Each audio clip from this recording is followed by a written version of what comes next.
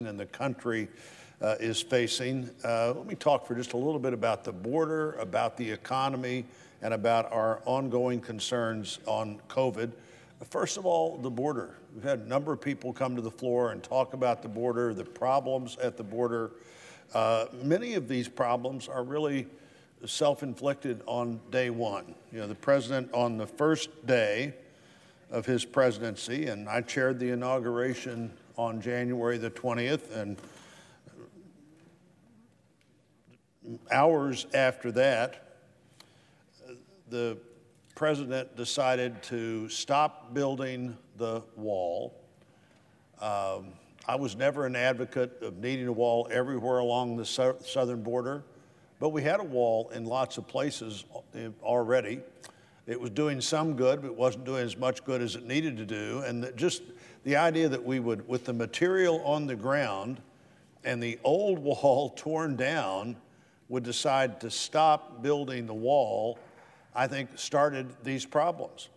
And if that wasn't enough, then President Trump had made arrangements, the State Department had made arrangements, everybody involved with the Mexico to have people who were applying for asylum wait for their court date in Mexico. It was my view at the time that we should do anything we could to help the Mexican government make that work because the alternative was people would come into the United States and not show up for an asylum date later. In Mexico, they'd learn that they weren't going to qualify for asylum because fewer than 9 out of 10 people roughly will not qualify. You found that out before you got into the United States and successfully had entered our country, even though you weren't eligible to. If you were waiting in Mexico and you find a lawyer to talk to and maybe even a way to hear your case in some way there, you would find out that you weren't going to qualify for asylum 8.5 times or 9 times out of 10. And that's where you should have found that out. To come in the country and wait for months to have a court date that you may or may not show up for just simply has not worked. And everybody that understands this system understands it doesn't work. And everybody that understands the obligation of a government understands that a government has some obligation to control its own borders, and you don't control your own borders by having people come into the country that aren't legally eligible to come to the country and then just stay here. And so that policy produced real chaos. And then Title 42 under the public health law was another thing that we put in place as we put all kinds of other COVID-related protections in place. And now we want to eliminate Title 42, the only place, apparently, if you follow the CDC closely right now, that we don't need to up our game on COVID protection is the border of the United States. None of these things make sense. We have too many people that have been encouraged wrongly to be told, you come to the United States, you ask for asylum, they let you into the United States, and then you don't show up for your asylum hearing. I'm for illegal immigration. I'm for solving the dreamer problem. I'm for doing a lot of things that we need to do to make our immigration laws work properly. We need to understand the workforce needs of the country. We need to understand what to do about people who came or stayed illegally, but we also need to understand how to secure the border. And that's where, for any of these other things to work, you have to do that. The COVID problem, as I said, appears to only be a problem at the CDC.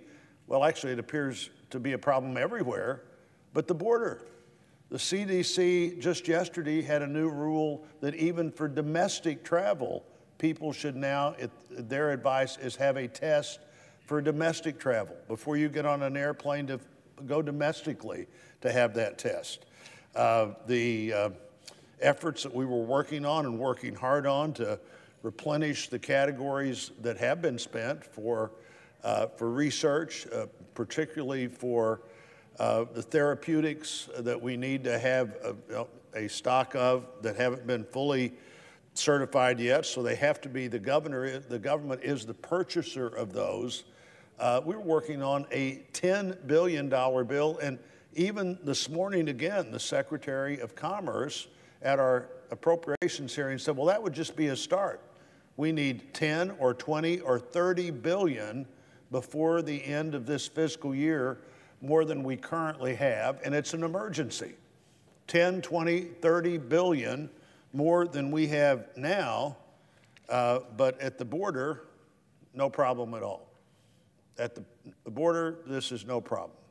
We need billions of dollars to deal with it internally. We need to not only have fewer tests, which everybody agrees, fewer standards for domestic travel. We now need a new standard, they say, for domestic travel. Surely they will think about that. And while we're negotiating, again, spending, this issue comes out simultaneously that the border is a problem. And then, of course, everybody knows the economy's a problem. All you've got to do to find out the economy is a problem is go to the service, go to the gas station, or go to the grocery store. And most Americans do that and do it a lot. And when gas prices go up, when food prices go up, every family knows it.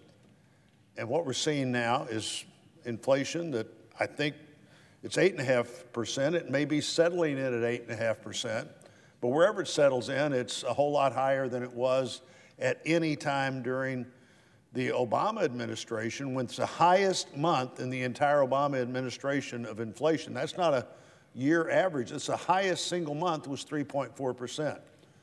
Under President Trump, the highest single month was 2.9%. We're now at 8.5%, and the producer price index has been in double digits since December. That's usually a sign that the other index is going to follow that double-digit scary number that's out there.